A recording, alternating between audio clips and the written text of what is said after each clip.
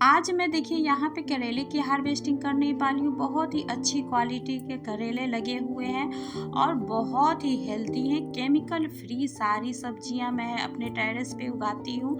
आज की वीडियो में मैं बताने वाली हूँ कि अपने ही पौधे से बीजों को भी आप आसानी से तैयार कर सकते हैं और मैं दिखाऊंगी कि मैं अपने पौधे को कौन सा ऐसा खाद देती हूँ जिसकी वजह से इनकी इतनी अच्छी ग्रोथ होती है। तो पूरा वीडियो ज़रूर देखिएगा, बहुत ही इंटरेस्टिंग वीडियो है।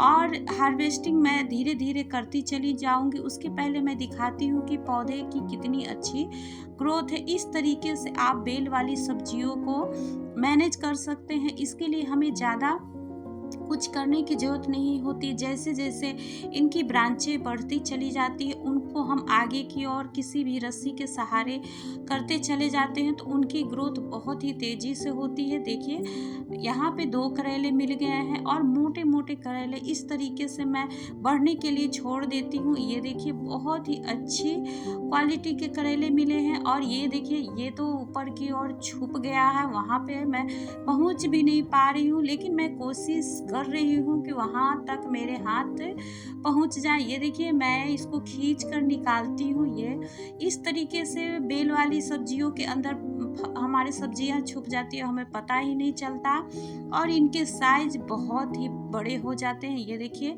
तो ये तो हो गई इतने सारे और बहुत ही ज़्यादा मात्रा में करेले लगे हुए हैं। हर सप्ताह मैं अपने टेरेस से इस तरीके के करेले की हार्वेस्टिंग करती हूँ और बहुत ही ज़्यादा मात्रा में।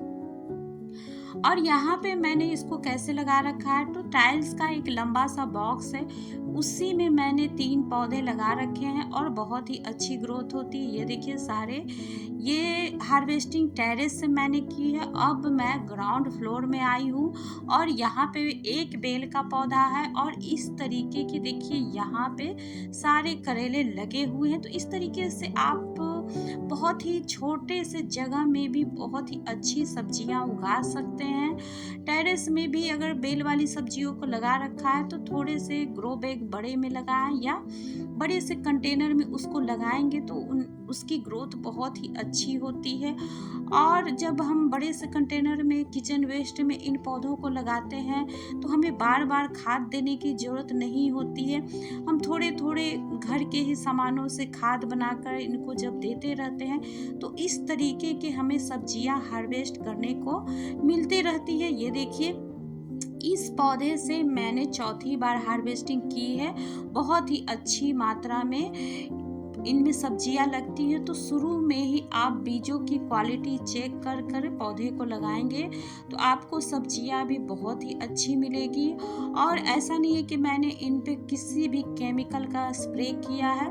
अगर कोई फंगस लगता भी है तो मैं राख का छिड़काव कर देती हूँ, थोड़े से पानी का स्प्रे करके ऊपर से जब राख का छिड़काव कर देती हूँ तो उसके बाद बहुत ही अच्छी मात्रा में सब्जियों की भी ग्रोथ होती है और कोई फंगस भी नहीं लगता है। तो ये देखिए इतने सारे करेले की हार्वेस्टिंग मैंने कर ली है और देखिए इतनी जब सब्जियां हमें घर पे मिल जाएगी और वो भी बहुत ही कम बजट में, तो क्या कहने हैं इसके। यहाँ पे देखिए तो ये देखिए एक करेला मैंने यहाँ पे छोड़ रखा था। इस तरीके से आप अपने पौधे से ही अगले सीजन के लिए नया पौधा तैयार कर सकते हैं। उसके लिए इस तरीके से एक फल को छोड़ दें और जब पूरी तरह से पक जाए तो इस तरीके से आपको बीज मिलेंगे।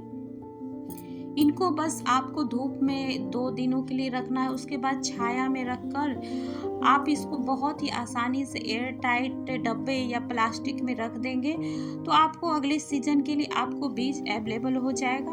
तो चलिए अब मैं इनको कौन सा खाद देती हूँ वो आप लोग के साथ शेयर करती हूँ। तो उसके लिए मैंने देखिए छोटे से गमले में नॉर्मल पानी लिया, उसके बाद यहाँ पे 3 से 4 टुकड़े मैंने सरसों खली डाला, उसके बाद मैंने नीम खली को डाला और इस तरीके से बहुत ही आसानी से नीम खली भी मिल जाता है, सरसों खली भी बहुत ही आसानी से नर्सरी पर ही हमें मिल जाता है या बीजों के जहाँ दुकान होते हैं वहाँ पे भी बहुत ही कम रुपये में हमें नीम खली और सरसों खली अवेलेबल हो जाएगा। और ये देखिए यहाँ पे 3 से 4 मैंने केले के छिलके को लिया है।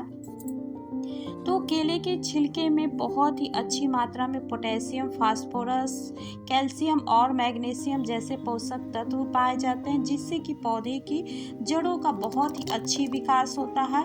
और इसके बाद मैंने थोड़े से दही को मिलाया। तो इस तरीके से आप अपने पौधे को बहुत ही अच्छी लिक्विड खाद बनाकर दे सकते हैं। तो इसको मैं 3 दिनों के लिए रख दूंगी। इस तरीके से देखिए, मैं 3 दिनों के बाद इसको देखिए, इस तरीके से आपका पूरी तरीके से खाद पावरफुल बन गया है और बहुत ही स्ट्रॉन्ग खाद यहाँ पे बना। इस तरीके से देखिए, बहुत ही अच्छी, सारे जितने सरसों खली थे, नीम खली थे, घुल गए। और बहुत ही, जब आप इस तरीके से खाद बनाएंगे और पौधे को डालेंगे तो बहुत ही ज़बरदस्त आपके पौधे की भी ग्रोथ होगी।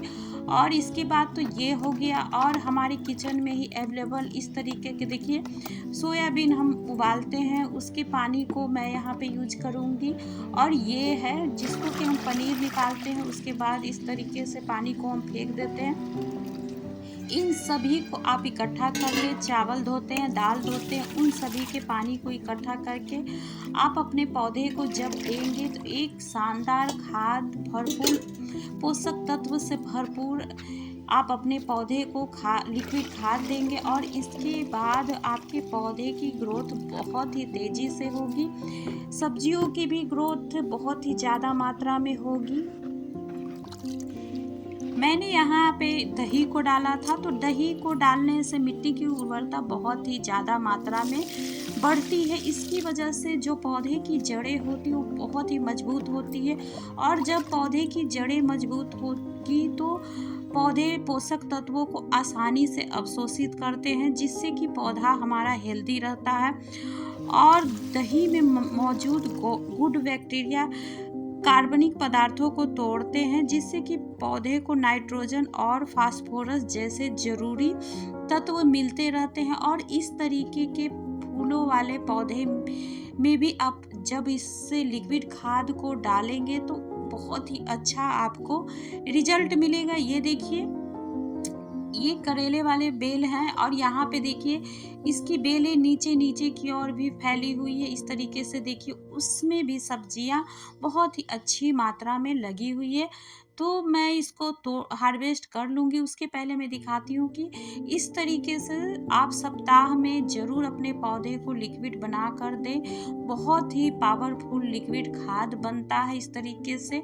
और कम बजट में जब आप इस तरीके से अपने टेरेस में पौधे को उगाएंगे तो आपको बहुत ही अच्छी क्वालिटी की सब्जियां भी मिलेगी, केमिकल फ्री भी मिलेंगी।